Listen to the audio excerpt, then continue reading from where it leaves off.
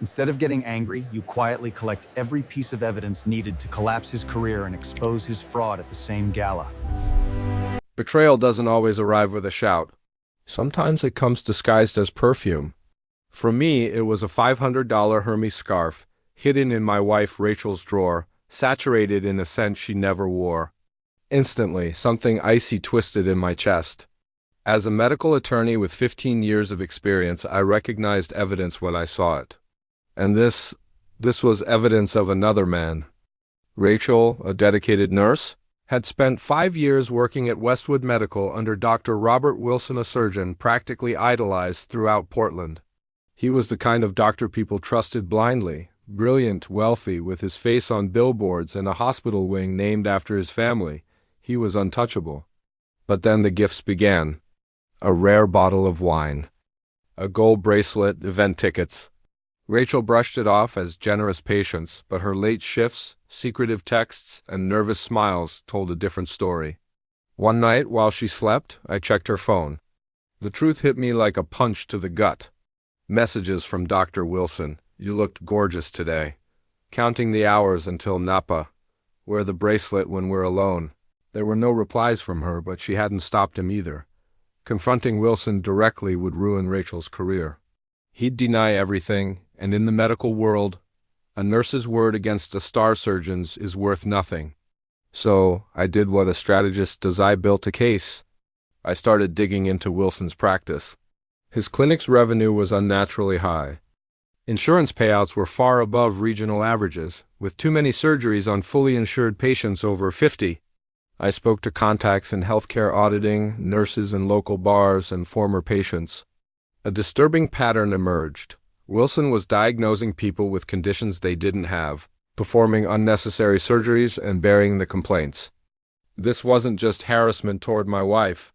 It was a full-scale medical fraud empire.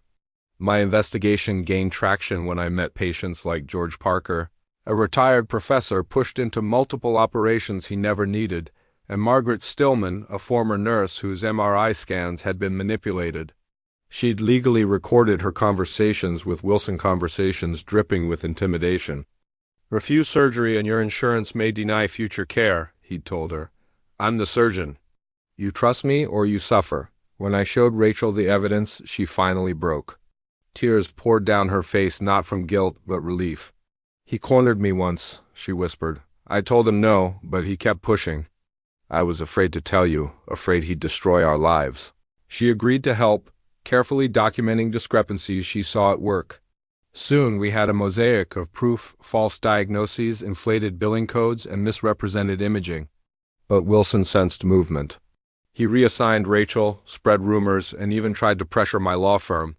Then he made his biggest mistake. He called me. He offered me $1 million consulting contract for my silence, all on tape. When bribery failed, he escalated to blackmail, leaking old case files to smear my reputation. Then our home was broken into, Rachel's work computer disappeared. He was trying to erase our investigation, but I wasn't alone anymore. Patient advocates, whistleblower attorneys, and even Wilson's own executive assistant came forward with internal emails. One read, every arthritic knee is potentially 3 procedures. Don't leave money on the table. We launched a triple front attack to the state medical board, to Medicare fraud investigators, and to the major insurance companies. Then we helped 8 of his victims file formal complaints. The collapse was immediate. Insurance companies froze all payments. Federal investigators launched a full audit. Doctors fled the clinic. Wilson panicked and sued me for $5 million, giving me legal access to his records through discovery. His own lawyers abandoned him. Cornered, he offered a desperate settlement. He'd resign and leave the state if I dropped my complaints. I refused. The medical board suspended his license. 6 months later, Wilson stood in federal court facing charges of insurance fraud, falsifying records, witness intimidation, and blackmail.